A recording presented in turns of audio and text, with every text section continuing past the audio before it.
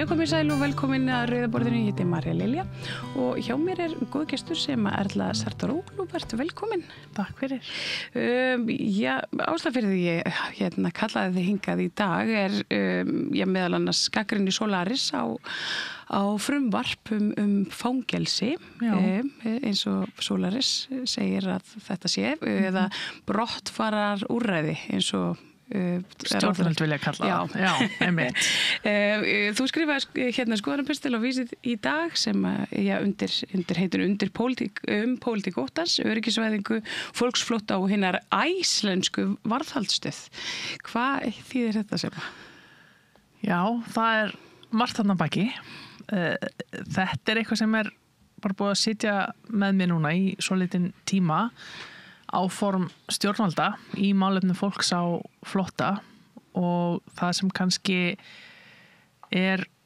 hræðilegt að horfa upp á það sem stjórnvald ætla sér að gera núna, það sem ríkisstjórn jafnaðar fólks og frjálslynda eru að undirbúa meðal annars með þessu frumvarpi, og það að setja á fót einmitt það sem þau vilja kalla brottfarar úrræði, hefur verið kallað hinnum ýmsu nöfnum undanfarin misseri, en eru fangabúðir, fangelsi, og það talað útlendinga í þessu samhengi, en margt í frumvarpinu vísar sérstaklega til fólks með flótta bakgrunn, þannig að maður sér alveg að þetta að mörguleyti til höfuð þeirra sem koma hingað í leit að alþjóðlegri vernd. Og þegar ég tala pólitík óttans og öryggisvæðingu fólksflótta, þá í rauninni það sem að gerast núna ekkert einstakt fyrirbæri. Þetta eitthvað sem við höfum hort upp á núna síðustu ár og áratugi allan heim, meðal annars í Evrópu, víða í Evrópu,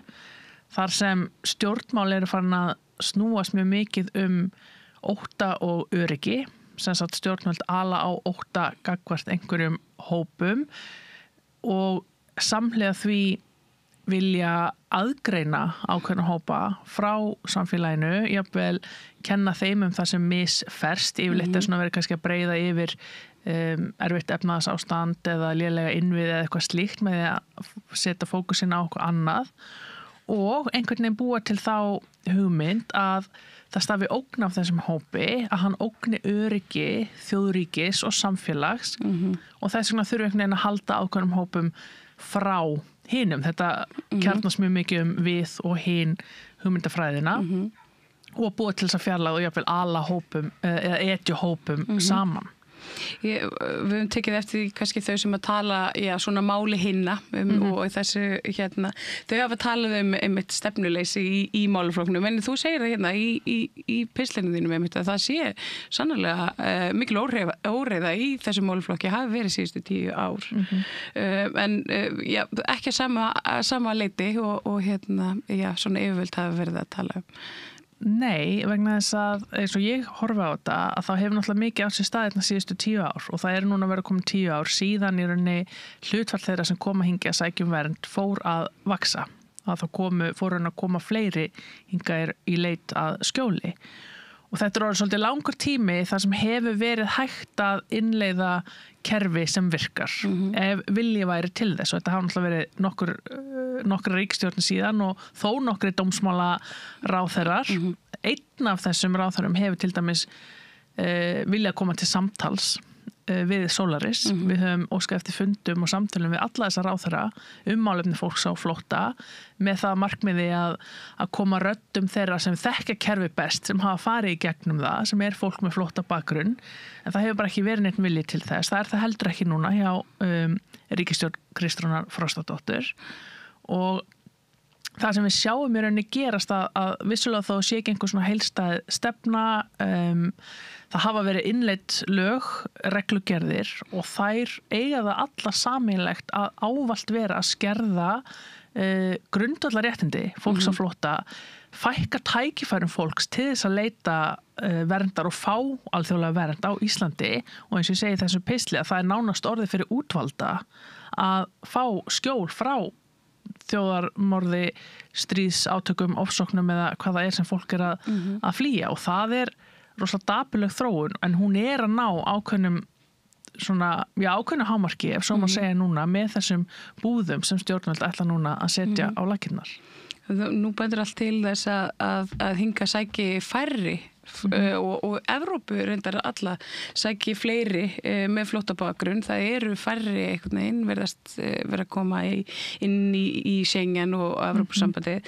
En samt sem áður þá á að fara í þessar ofboðslega dýru og miklu framkvæmdir utanum þennan málflokk sem maður hugsa með sér svona til hvers svolítið þegar það er ljóst að við höfum náð ákveðnu hámarkið þarna. Það var þetta Úkraínu stríðið setti sinn strik í reikningin boð Venezuela fólksins hingað í boði stjórnvalda og þar fram til göttunum. En hefur eitthvað tilfinningu fyrir því að hvað þetta eru margir einstaklingar sem að við erum, allt þetta samtala alltaf að eiga sér stað Þetta er nefnilega hluta því þessari svona orðræðu sem einkennir umræðuna málefni fólks á flótta og hversu villandi og í rauninu hættuleg hún bara oft. Við vissulega náðum þarna einhverju hámarki fyrir 2 árum síðan en þá var náttúrulega langstærstur hluti þeirra sem sóttu hér vernd 2022, 3 og 4 fólk frá Úkraínu,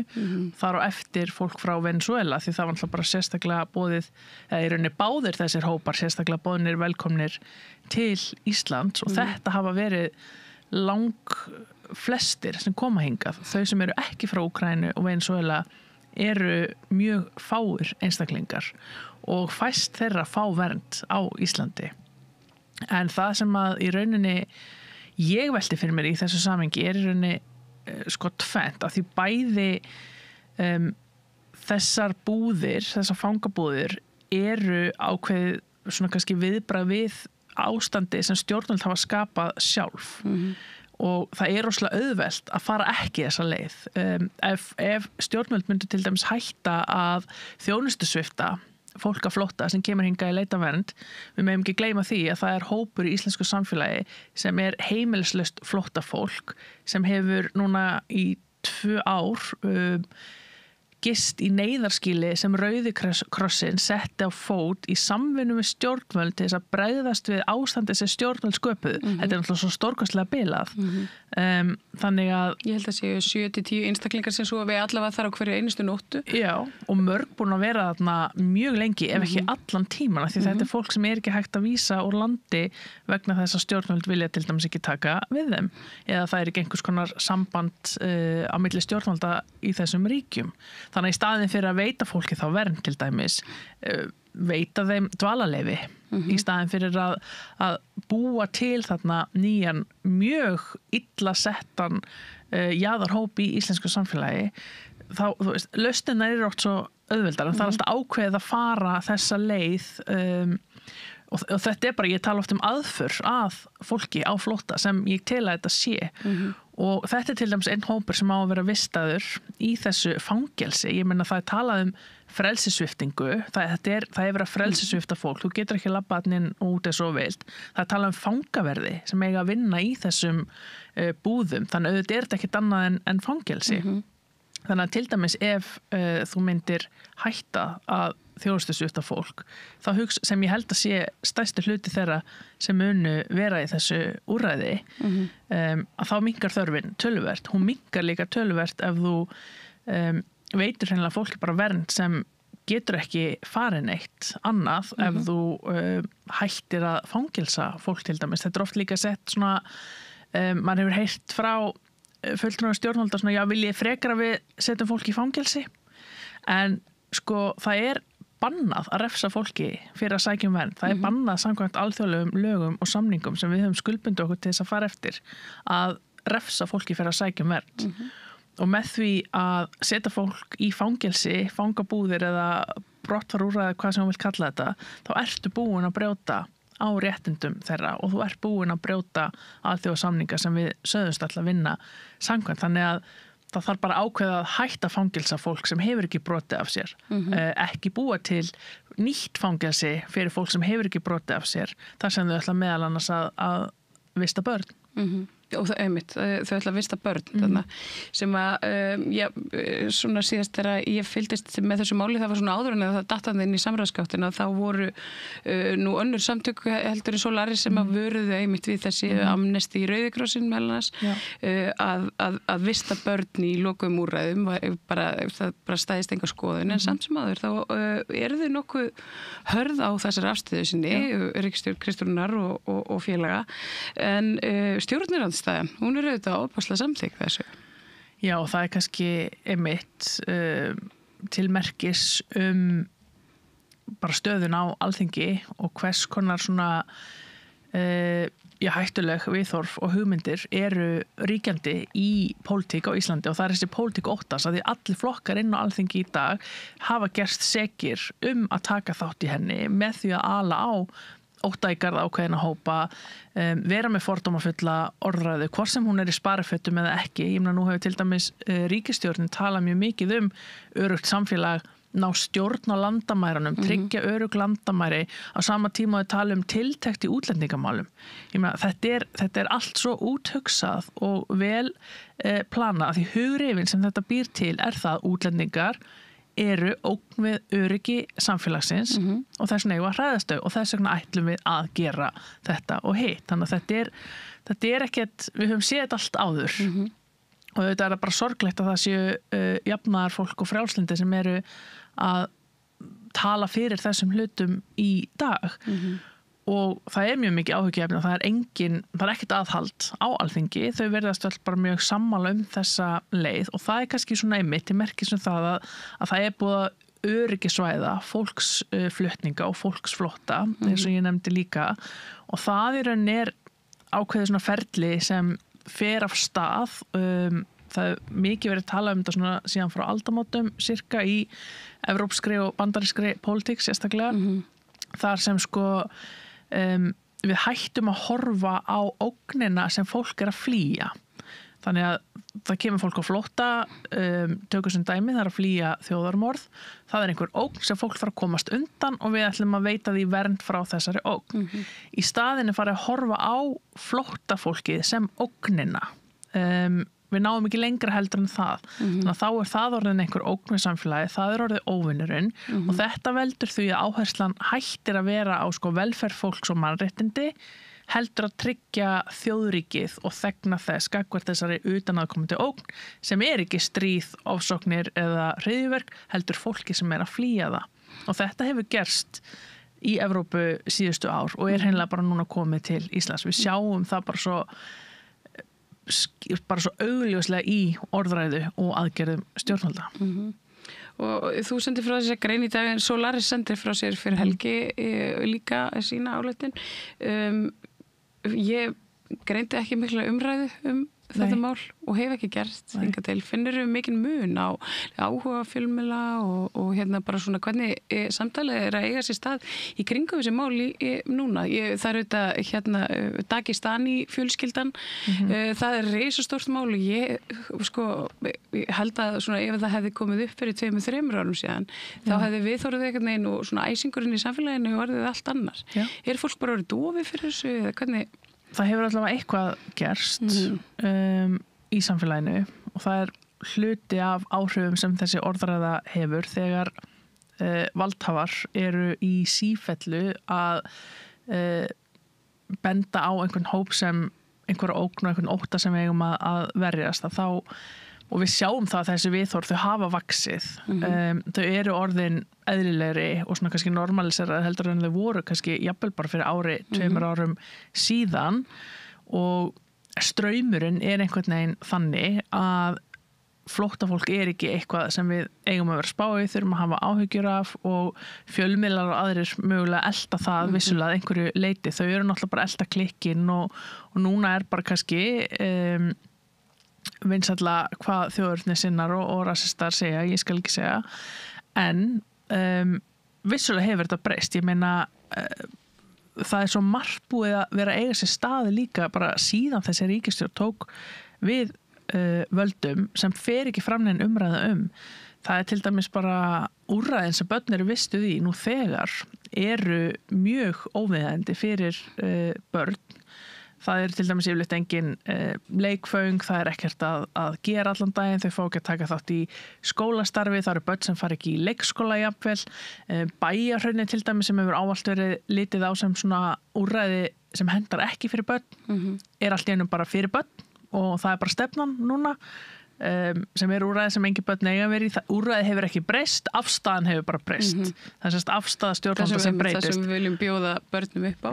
Akkurat, já, það bara, já, þannig að, og þú veist, það hefur ekki orðinni breyting á úrræðinu, heldur bara afstöðu stjórnvalda og ég meina, við erum að sjá alls konar mál, þú veist, það er verið að reyna brottvísa fólki, já, það er verið að sundra fjölskyldum, það er verið að bókstaflega verið að reyna að senda fólki í það sem eru stríð og átök að eiga sér stað í dag og það er einhvern veginn, það er ekki áhugi á að ræða þessi mál í samfélaginu, það er ekki áhugi á því að fjalla hvað stjórnvöld er að gera í málum fólks á flótta. Ég meina, núna kom þetta frumvarp fram í þriðja skipti, þetta er sett inn í gáttina og í þetta sýndarsamráð sem er svo óþolandi líka, það er ekki verið að tala við einstaklinga sem hafa reynsla kerfinu, einstaklinga sem starfa með kerfinu, það er bara settur inn einhver 45 blaðsina lagateksti og gjör svo vel, ef þú hefur áhuga á að senda umsókn hann, gjör þið svo vel. Það er ekki verið að sækjast eftir, ég tók til dæmis eftir, oft er sendt út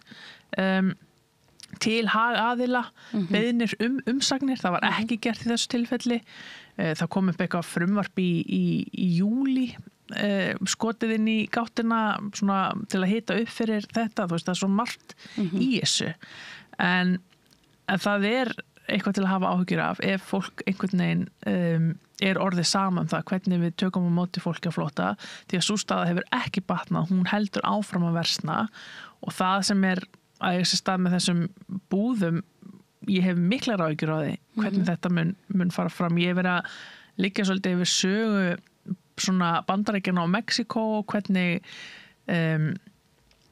veggurinn var til og hvernig svona þau fóru að taka á flóttafólki í það og hvernig ICE var til og allt þetta sem er þetta ICE-lenska tilvísun af því að og það hefur náttúrulega farið frá mjög mikil umræði til dæmis þessa fangabúður í Bandaríkjunum þar sem er verið að vista börn, það er verið að aðskilja börn frá foreldrum sínum og það er til dæmis í þessu frumvarpi ekki tekið fyrir það. Það er sem sagt má setja fólk í einangrun, kemur ekki fram að það ekki við börn. Það er talað að aðskilja börn frá foreldrum sínum, að undir einhverjum aðstæðum sé það í lagi og þegar það er ekki skýrt nánar, hvað þá? Þannig að og það er einmitt, og það er samkvæmt þessu lögum einhvers konar túlkunaratriði þá bara lögreglustjórinn sjálfs. Já, ég meina lögreglustjórinn á Suðurnesjum er bara að fara að setja þarna á laggirnar eitthvað úrræði, hann mun setja reglur þær, hann mun ráða hvernig þessi starfsemi fer fram. Það er til dæmis mjög áhugavert að það kemur þarna fram strax í upphafi að þessast reglur ég man ekki hvernig það var orðað, öryggi og eitthvað varðandi starfshætti skulle ekki vera birt opinberlega. Þannig að það er einhver hluti af starfseminni sem verður leynd yfir. Þannig að við munum ekki fá að vita hvaða reglum starfsfólk hérna er að starfa eftir sem er bara mjög varhugavert og ekki eitthvað sem... Ég held að það sé líka bara einstæmi í íslenskri stjórnsýslu og það sé ekki reglur starfsemi. Ég hef allavega ekki séð þetta áður og þetta er mjög einkennilegt og hann í rauninni fer bara þarna með valdi verið því hvernig þessi framkvæmt fer fram og það sem er náttúrulega líka svo hættulegt í þessu og það er líka svona hluti af þessari þróun sem er eiga sér stað sem við erum bara svolítið svona komið fyrir eitthvað langt í að þegar þú ert að búa til einhver svona ógn, einhvern hóp sem ógn þá ertu líka biðja eitthvað, það er eitthvað sem mun koma og það yfirleitt er það þannig að einmitt það kemur harðari stefna í málefnum innflytjenda á sama tíma kemur beiðnum auknar valdheimildir til yfirvalda, hvort sem það er lögregla eða einhver annar og þannig er lögreglustjórinn að fá náttúrulega rosalega mikið vald yfir ákveðnum hópi. Síðan það náttúrulega sína fram að þetta úrræði þurfi að vera til staðar og ef þú náttúrulega sína fram að það sé þörfa á einhverju úrræði þá myndi þurfa að vista fólk þar og það hefur til dæmis gerst í Bandaríkjunum og þetta varð bara ákveðin iðnaður. Þannig að allir ríkislögreglustjórarnir sem voru með þessi úrræði og eru með þessi úrræði, þeir þurfa að sína fram á að það sé þörf á því til þess að fá pening frá ríkinu. og þar leiðandi fangilsaðir eins marga og þeir geta, eins lengi og þeir geta. Það til dæmis mjög loðið hversu lengi má halda fólki í þessum fangabúðum upp á Suðurnesjum. Það talað einhver tímamörk en það alltaf svona opið fyrir einhverju meira og þau þurfa náttúrulega að sýna fram á þetta að sé þörfa á þessu og það sem líka rosalega áhugavert í þessu frumvarpi að það talað sko að þetta sé meðal annars fyrir fólk sem hefur semst fengið þá niðurstöðu sitt mál og það yfirgefa landið eða með mál í gangi sem gæti enda þannig. Já, þannig að það farin að spá svona fyrir hvaða fólk fær. Og þannig ertu náttúrulega búin að opna alveg rosalega á það að stjórnvöld geti eftir eigin henduleika fangilsa einstaklinga sem þau vilja. Eða bara alla. Já, þetta bara allt og opið. Allt flóttafólk bara. Og þannig náttúrulega verið að leggja grunninn því að móttakan muni líka fara þarna fram. Þannig að þegar þú ert að koma til landsins, þá verður frelsissviptur, þeir verður haldið hjá yfirvöldum, þangað til að annarkvort þú færið vernd eða gert að vísa á landi. Þannig að við munum hætta að sjá flóttafólk, við munum hætta að heyra frá fólki. Það til dæmis mjög áhugavert hvernig lögreglustjórinn ræður því hverjir fá að koma þarna, við hverja þau sem eru vistuð fá að tala, hvort einhver mannúðar eða mannréttindasamtök fá að taka út aðstæðarna, hvort að fjölmiðlar megi koma þarna. Þetta allt bara eitthvað sem hann fær að taka ákvarðanir. Já, það samkvæmt þessu lögum mitt. Það bara eins og ég segi, það ótrúlegt að það hafi ekki farið einhvern veginn meiri umræða í gang þetta og maður hafi ekki heyrt, fleiri gagnrýnisraddir og maður velti fyrir sér bara hvar allt stjórnmálafólki sem að þykist bera hérna einhvern mannréttindahag fyrir brjósti. Ég bara spyr að því saman. Þetta svo hræðilegt einhvern veginn að það einhvern veginn engin umræða þetta. Það ekki verið að tala þetta. Fjölmiðlar ekki að ganga á stjórnvöld. Það til dæmis ítrekka verið að halda því fram að þetta sé eitthvað sem við verðum að gera út af Schengen-samstarfinu. Það bara ekki rétt. Við verðum ekki að setja á fót fangabúðir þar sem á hýsa fólk sem frelsissvipt á þess að broti lög þar sem að maður vista börn aðskiljaðu frá fjölskyldu sinni. Ég meina það talað að í einhverjum aðstæðum má óla niður fólk og eitthvað svoleiðis. Það ekki tekið fram að það ekki við börn og það bara svo þunn lína á milli þess hvenær ertu farin að misnota svona völd og svona aðstæður og því miður þá bara og hafa ekki verið meðferð yfirvalda á lögregluna á fólki á flótta hefur ekki verið með þeim hætti að þeim treystandi fyrir þessum völdum. Og þetta stangast við stjórnarskránna mörguleiti. Þetta gerir það algjörlega. Það bara frelsissvipta fólk á dóms og laga í rauninni. Já, þetta mjög alvarlegt mál en þú komst aðeins inn á það það þeir að sjá svona ýmis inngrip og með börni mitt í bæjarhrauni og finnur meira, svona neyð þessa hóps, meiri núna heldur en áður og það sé kannski þeim hafi farið fækkandi sem hingað sækja vernd núna á miða við síðustu ár neyðin orðin meiri? Neyðin mikil og að mínum mati hefur hún alltaf einhvern veginn haldið áfram að vaxa og verða meiri og hún meiri núna heldur en og kannski einhver leiti öðruvísi líka af því við erum alltaf einhvern veginn að bregðast við aðstæðum eins og þau eru hverju sinni. Það þýðir að það ekkert ár eins, það engir samfelldir mánuðir eins en það sem við sjáum til dæmis að fólk það á náttúrulega mörg hver enga stað til að vera á. Það ekki öll sem geta verið í neyðarskýli sem rekið af yfirvöldum undir formerkjum Rauða krossins af því það alveg ljóst að það ríkislögreglustjóri sem stýrir þessu úrræði, ekki Rauði krossin. Það lögreglan sem segir til hver mega vera þarna og hver ekki og það virðast vera alls konar mjög áhugaverðar ástæður innan gæsalappa setta fram fyrir því af hverju einhverju einstaklingar mega ekki vera þarna og þá eiga einstaklingar enga stað til að fara á. Ef þú færð ekki að fara í þetta gistiskýli þá ertu á götunni og við sjáum það til dæmis líka aukningu í því að fólk hreinlega á ekki fyrir nauðsynjum.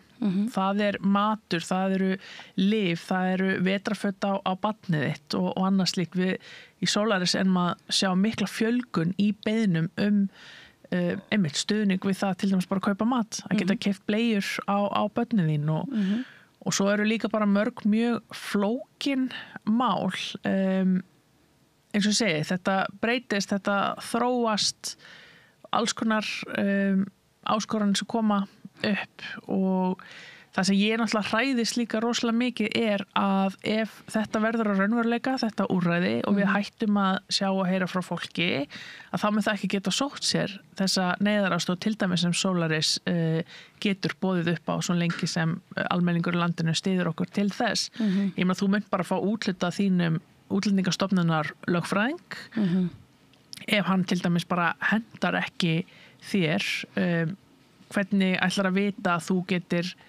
náðir í annan lögfræðing, getur fengið aðstoð til þess, hvernig ætlar að vita að þú getur hafa samband við Solaris ef þið vantar lyf og að því það nú ekki tíðkast hingað til að yfirvöld séu að leiðbeina fólki með þetta, þannig að ég hef áhyggjur því að þegar það verið að brjóta á fólki, þegar það verið að skerða réttindi þeirra, að neita þeim grundvallarréttindi að við munum ekki heyra því lengur og þetta mun allt fara einhvern veginn fram fyrir luktum dyrum og það bara ekki eðlilegt og ekki eitthvað sem við ættum að horfa upp á að gerast. Nei. Þú nefndir hérna á því að við kallaði eftir fundi við dómsmálaráðherra og ég veit þetta svo sem alveg líka, ég stjórn Solaris. Hefur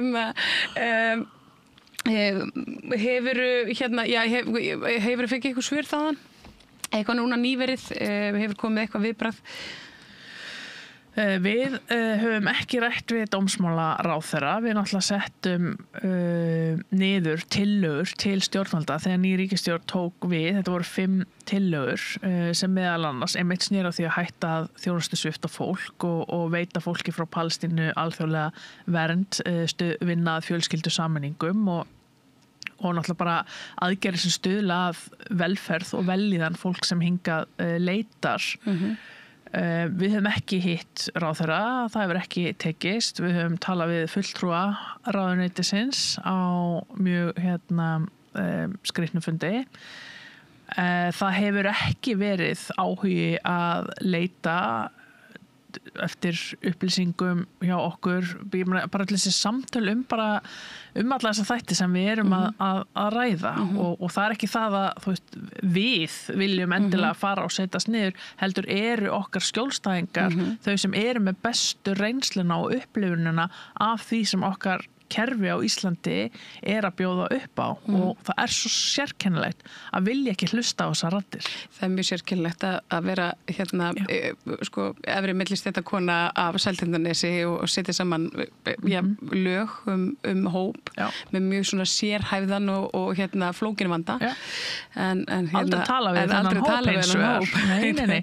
Eða einmitt fólk sem starfar með þeim, það einhvern veginn og það þetta þegar ég tala þetta sýnda samráð svo þessu bara hendin einhverja samráðsgátt og ég meina, þetta 45 blaðsíður af lagateksta, ég ennþá einhvern veginn að reka mig í nýtt og ég veit samt ekki hvað ég búin að lesa þetta oft og þetta ekki fyrir almenning að setja sig inn í og það náttúrulega bara annað sem viljandi gert, ég meina þegar þú ert að koma með svona löggjöf sem umbyltir kerfinu fyrir fólk á flótta á Íslandi væri nú ekki eðlilegt kannski að standa fyrir einhverju kynningafundi á þessu koma með einhverja punkta hverjar eru helstu breytingarnar í þessari löggjöf, það eitthvað sem maður myndi halda að væri eðlilegt, sérstaklega þú ert að sleppa öllu samráði við einstaklingarna sem eru þau sem munu þurfa að fara í gegnum þetta kerfi, en það bara ekkert, það ekki áhuga á þessu. Við erum búin að vera að leita eftir alls konar svörum til dæmis varðandi það að fjölskyldur geti saminast hér á landi. Nú var náttúrulega félagsmálaráðherra Inga Sæland sem endurnýjaði ekki samning við alþjóðlegu fólksflutningastofnunina. Þannig að nú ekki hægt að fá aðstoð þessara stofnunar, EOM, og í raun sem þýðir aðstoð stjórnvalda við að saminast fjölskyldum þínum. En þetta ennþá að eiga sér stað þessar samþyktir, fólk að fá samþykt af fjölskyldusamningu en það fær ekki aðstoð við að komast hingað Og það innan tilskilins tímaramma líka. Það alltaf fjölskyldusameiningar virkar þannig að það gefin upp svona ákveðin tímarammi og verður komin til Íslands innan tiltekins tíma til þess að hún falla ekki úr gildi. Þannig að þetta gerir fólki eðlilega mjög erfiðara fyrir. Já, svo bara mjög dýrt líka að ferðast til Íslands og ég hef ekki hitt neitt sem hefur haft efni á því að greiða þennan kostnað. En það líka, sko, þetta eitthvað sem gerist til dæmis fyrir mörgum mánuðum síðan. Fór einhver smá umræða fram þetta. Þetta var í fréttum kannski í einn dag eða svo. Og þetta samt rosalega stór viðburður. Að það sé í rauninni bara slitið samstarfi við, þetta stofnuð Sameinuðu þjóðanna sem greiðir leið fólks á flótta saman eftir að fjölskyldur hafi sundrast og þetta einhvern veginn bara svona, nei við ætlum ekki að taka þátt í þessu samstarfi lengur. Núna liðinni nokkri mánuðir síðan og við erum ítrekka búin að vera að spyrja bara hver staðan, af því við heyrðum að dómsmálaráðherra ætlaði að koma þessu samstarfi aftur á, það væri búið að færa þetta yfir til dómsmálaráðuneysins og þau ætlaði að koma þessu aftur á. Ég fekk síðast bara svar fyrir viku síðan þetta ekki komið á og það ekki hægt að segja til hvenar. Þannig að það fullt af fólki sem getur ekki sameinast fjölskyldunum sínum einfaldlega vegna þess að stjórnvöld ekki að standa við skuldbindingar sinnar. Og þetta bara enn eitt dæmið einhvern veginn hluti sem að gerast, sem ekki verið að fjalla en þetta aftur alltaf einhvern veginn aðför að stöðu fólks með flóttabakgrunn.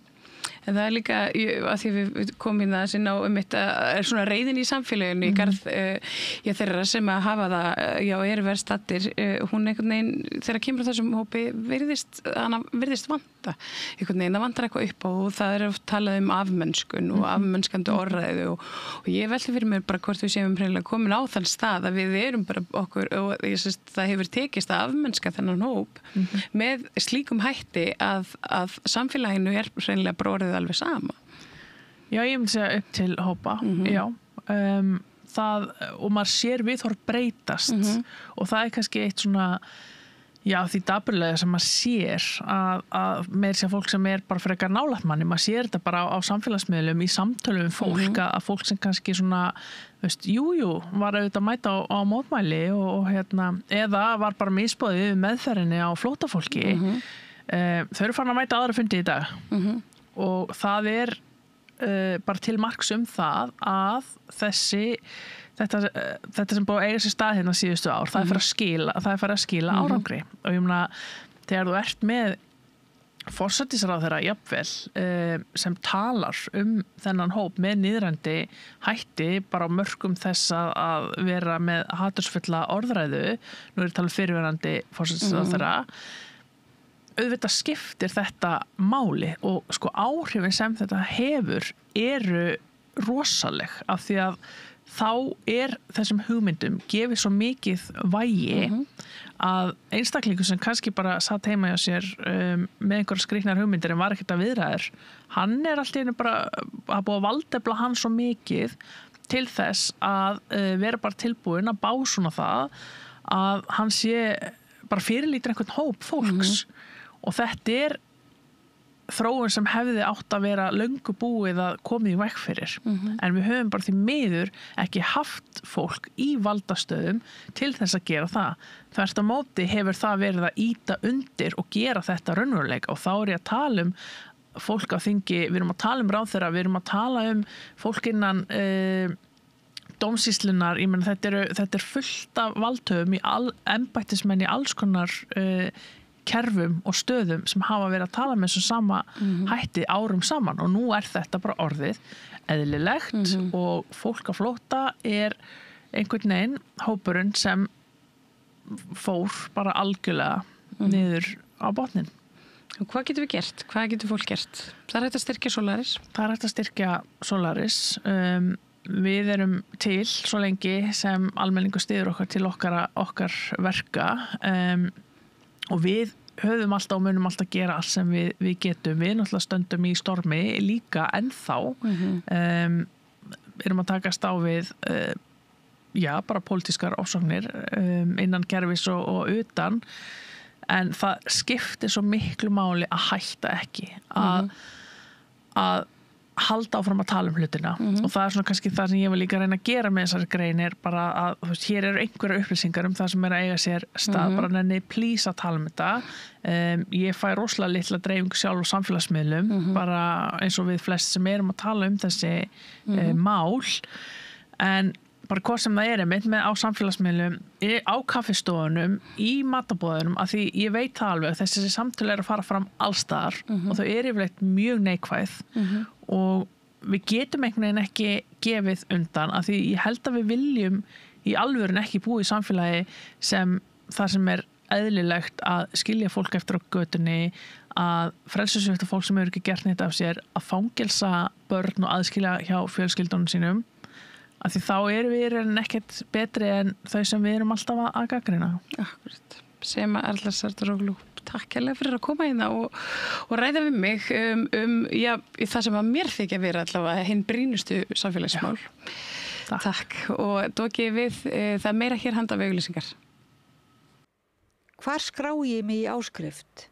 Samstöðin.is